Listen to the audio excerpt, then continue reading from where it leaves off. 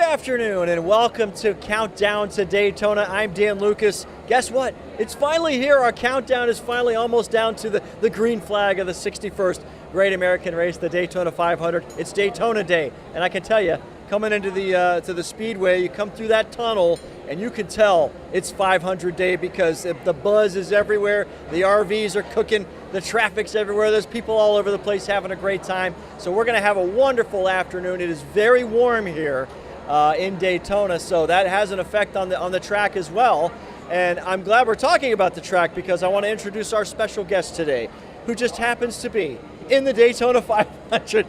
Parker Kligerman of the 96 Toyota Gaunt Brothers Racing. Parker, this is cool. But first of all, you're going to race in a couple of hours. You're hanging out with us. This is an honor. Yeah, I know it was probably a bad decision. I just put this on before I really thought about it. Yeah. No, but it's you said it. This is a great day for the sport. It's really cool to see all the fans out here. You know, actually, my girlfriend and I are staying in a bus in the infield, and I decided to go get breakfast this morning outside the racetrack. That's a terrible idea. Not on Daytona Day. Yeah, no, you don't do that on Daytona 500 Day because I don't care how early in the morning you leave. There's traffic. There's tons of people. This whole place grows by an order of magnitude. So it's pretty incredible how many people are here. And as you said, the buzz, the atmosphere, it's awesome to be a part of. And most of all, for me, we get to go do 500 miles here in a couple hours in the Daytona 500, a race that for all intents and purposes, is the biggest race in the world to me. So I'm very excited to be here. I've always wondered what the wait time is at the Cracker Barrel outside the if you've ever been to the Speedway, there's one literally right in the Speedway parking lot. Yep. And on Daytona Day, good luck. All right. Too long. I can actually answer that for you. Too long. So don't do it. You could go buy pancake batter and make it yourself. You should you should have your own provisions. You're staying in the infield in an well, RV? in the driver owner lot. Okay, so you're not running around. See, we see some interesting folks. Yep. Every night when we leave here. That happened to me last night, actually. So coming back in, there's a couple cool parties that happen all the way through here. These tent parties. They actually look really fun. If I wasn't racing, I probably would have joined. But exactly. The problem was I was racing, so I was trying to get through, and I was bringing my girlfriend in for the first time. She's never really been here for the 500.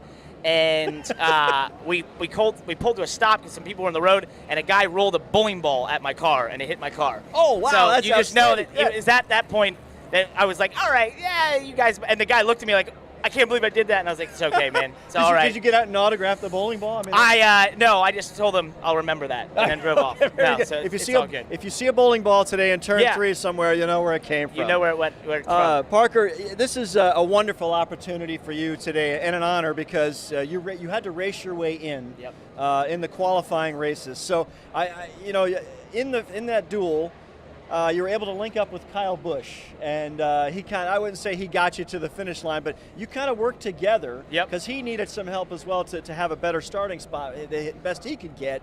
And so kind of talk to me how that worked and how honored you were when you got the word, you are in.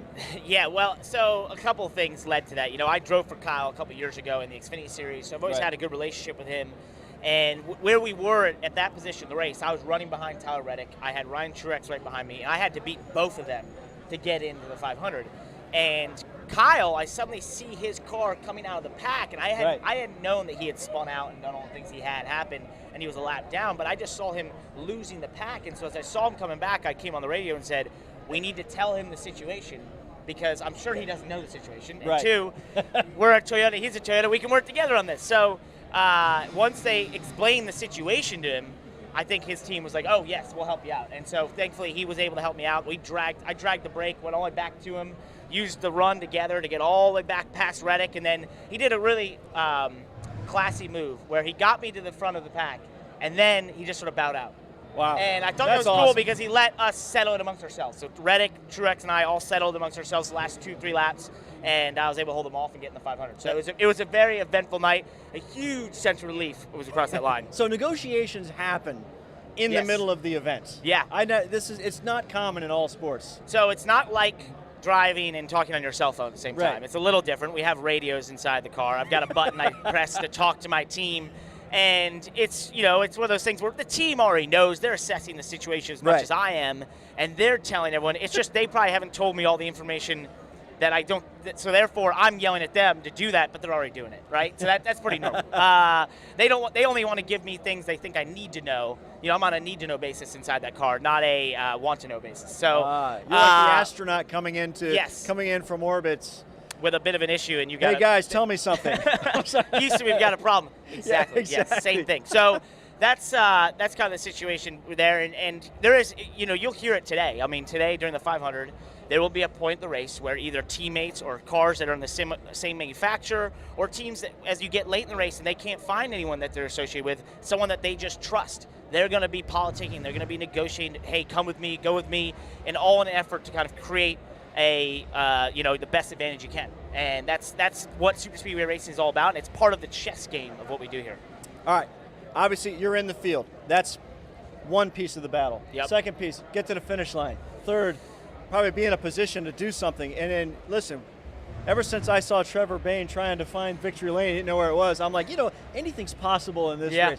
I'm telling you right now, anything's possible if you are in position at the end of the Daytona 500. To get a win is life-changing. And we talked to a number of drivers at Media Day here at Daytona about what it means to win the Daytona 500. Let's hear from some of those drivers right now. Everybody always kind of sets this race apart, no matter what the package, no matter who you are. You kind of just set this race apart.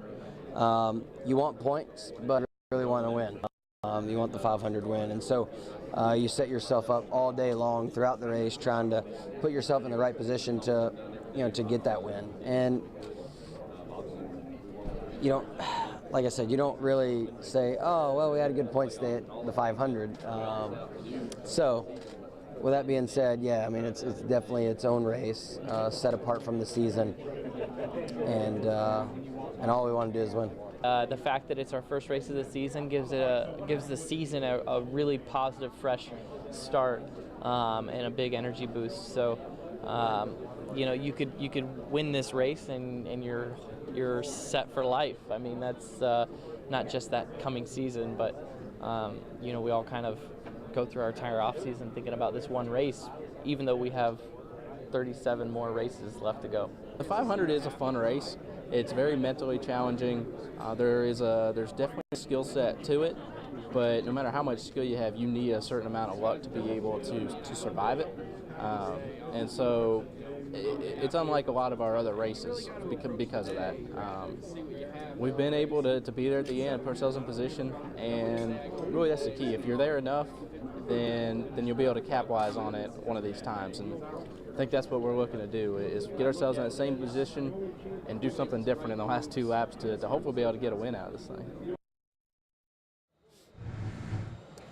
All right, it is a life-changing moment if you can get to victory lane at the Daytona 500. We're certainly rooting for you now, and anybody watching this is, I'm sure. Thank you. Yeah, well, I appreciate it. In a way, this sport has changed your life in that you have, you got different projects going on, but you're also doing some pit reporting and analyst work for the NBC network family in racing. So give me some of that background, and how cool is that? It's cool. I mean, I sort of fell into it. I like to say I failed my way into TV. So I was at a team in Cup. They folded.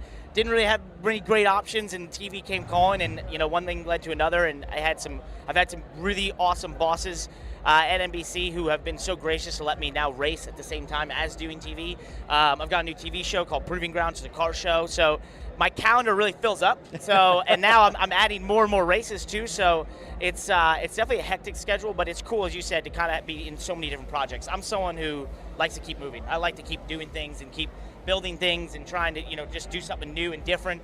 And I also think there's a portion of right now in this sport, we need to do everything we can to continue to promote it, to continue to try and grow it.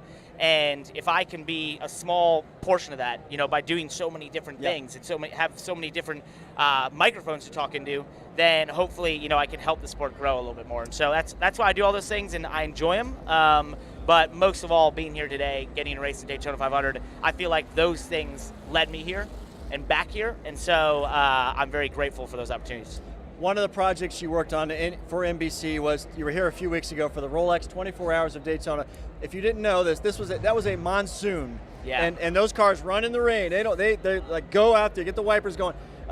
here today, we are sunny, we're beautiful, but we are hot. Yeah. And hot means certain things during the Daytona 500. So what do you expect today, conditions-wise, when you guys are racing full throttle? So what'd you call it, slippy?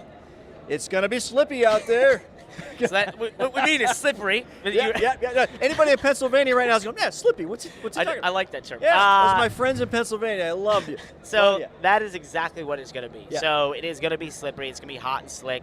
It is going to be a race where handling is going to matter more than we've seen all throughout Speed Weeks. You know, I think we've seen a little bit of not the most exciting racing at times throughout Speed Weeks, but I think a lot of it, you can attribute to the fact that the cars were really stuck. We know the best line was up top, and therefore we were finding ourselves in single car lines. But now, as we head in this race, I mean, handling is going to matter. Yeah. This heat, I mean, it is so sunny. The track temp's going to be 30, 40 degrees hotter than we've seen all last 2 weeks.